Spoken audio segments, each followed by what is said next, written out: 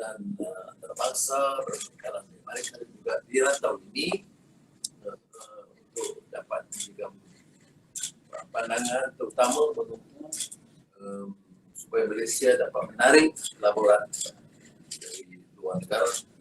Dan yang hadir ini ramai pelabur-pelabur, pimpinan syarikat besar dunia, dan saya buat hati dalam perbincangan tertutup juga. Ada 2 sesi selain daripada majlis besar, itu sambutan sangat baik dan permasalahan yang dikemukakan, saya percaya di luar dan di akan dapat follow through permohonan mereka. Sebab itu saya juga mengadakan jangan 2 hal secara informal dengan Perdana Menteri Sidang dan untuk memperkukuh hubungan 2 hala antara Malaysia dan Singapura.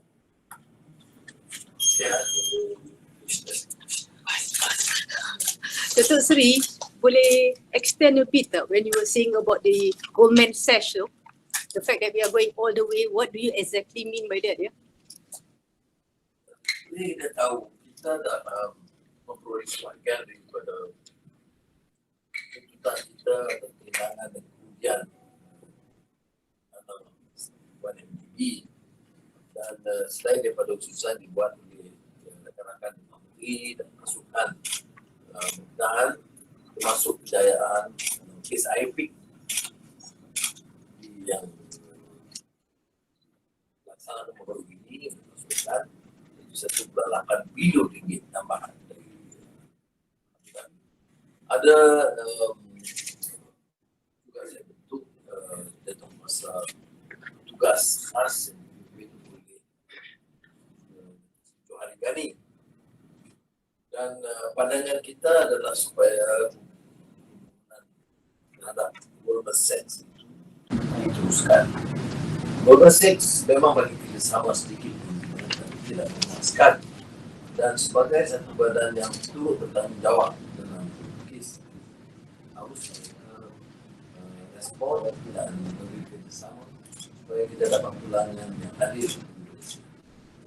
I think Goldman Sachs, as I said, is complicit in the whole issue of the scandal, and although they have been cooperating initially in some administration of funds and also from Goldman Sachs, after looking at the report in detail, we find it necessary to continue engagement with Goldman Sachs to make sure that they are able to pay some of the dues or losses affecting Malaysia. They unfortunately have not been that forthcoming, and therefore I have to pursue this further. Right. Yeah. Boleh ulas mengenai perkembangan Special Economic Zone dan Special Financial Zone dengan Singapura? Bagaimana perbincangan itu setakat ini? Saya telah sebut kepada pelabur kerana kos hidup untuk urus di Singapura itu terlalu tinggi. Jadi Malaysia menyediakan satu kawasan memudahkan perjalanan mereka dan hidup dalam keadaan lebih selesa dan suasana yang lebih baik dan kemudahan termasuk sekolah internasional dan golf dan semua kemudahan dan perjalanan yang mudah melalui link kedua Singapura, Johor, Bali. Jadi banyak pertanyaan dan sambutan kepada ini. Mana mereka boleh terus bekerja di Singapura tetapi menetap di Johor. Dato Seri, what are the other issues raised by the investors, and is the congestion at the causeway one of the issues that they have raised during your discussions? No condition in the causeway, as you know, Malaysia has done maximum, and to be fair, the immigration customs, the authorities have been very supportive, and we have seen major change I was there this last few weeks and we have seen that. And I must thank them. But I think this the Singapore side now has to locate and they're doing what they can to ease the traffic. But the issue of congestion and costly does not arise for the financial trade that we're talking of about in positive, because they're using the second link and will facilitate that. It's much easier than the cost. Dato Seri, apa yang akan dibincangkan dengan PM Lee nanti, dan juga kalau boleh bagi sikit apa isu yang akan dibawa ke New York selain daripada Goldman Sachs? Mengenai Perdana Menteri di Sidang, saya datang sini hanya khusus untuk menyampaikan ucapan, tapi sebagai sahabat, dia undang saya bertemu dengan dia dan bincang secara persahabatan, bukan mesyuarat rasmi, dan tentu kita bincang beberapa perkara yang menunjuk kepentingan untuk negara, tapi tidak sebagai tidak rasmi.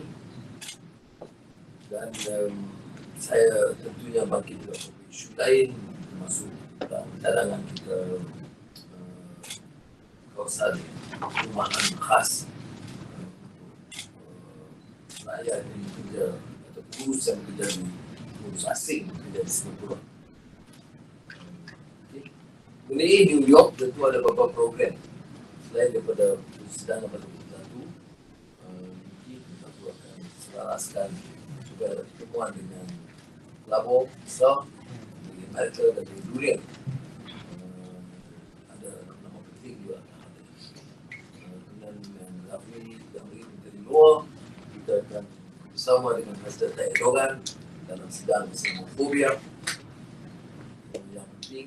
Kemudian beberapa mesyuarat bilateral yang kita adakan yang kita umumkan sebelum Dato Seri, Singapore is an important trading partner with us. During your discussions today, did you get any more commitments about any new investments coming in or anything like that? Yeah, I think some quite a number of companies from Singapore or Singapore-based is already to Malaysia. But what is heartening is that there is a phenomenal increase, not only interest but in terms of potential investments. But for the company, because I'm not at the ability to announce the companies, that's the basis. Who sign or they make the announcement. But I would say that you can expect good announcements. Maybe their initial response on the narrative ekonomi madani dan juga our neta. It's interesting that many of them ask about economy madani. What do they ask? To elaborate some of the parameters of the policy framework to support and to see that it's not purely economic in the more economic sense, but also in terms of humanity and compassion. And do they like our version of economic policy? Well, they're very supportive. The investors see Malaysia crossroads, whether to be stuck to the past or to move forward. And they accept the fact that the new government, unity government of Malaysia, has now embarked on a new course. And the questions relate to that. There is a new policy, new industrial master plan, new energy transition, economy madani. Even in our submission of the midterm review draft Malaysia plan, they also see that there's a shift from the whole framework or policies to some of the new adjustments, which is necessary to uplift and propel the country as a major economic power. Last question, Dato Seri. Do you think it's a big issue that investors are actually scared. Is it true ataupun it's just a perception? Well, initially they told us that some of them were, many of the questions raised about this wave of opposition party influence in some states. But I think now they have been quite satisfied, firstly to see that the government with two-thirds or close to two-thirds is a strong majority government that will stay inshallah for 4 years. Number one. Number two, what has been accepted is that the so-called wave of the opposition could not cross into South states. And that, to my mind, is very reassuring indeed to suggest that we have the capacity to counter such a narrative by our economic programs and our reform initiatives. Thank you, Tan Sri. Baik, terima kasih Terima kasih banyak. Dalam conversation tadi, Sorry? Dato Sri kata yakin pelaburan langsung asing akan lebih baik berbanding tahun 90-an.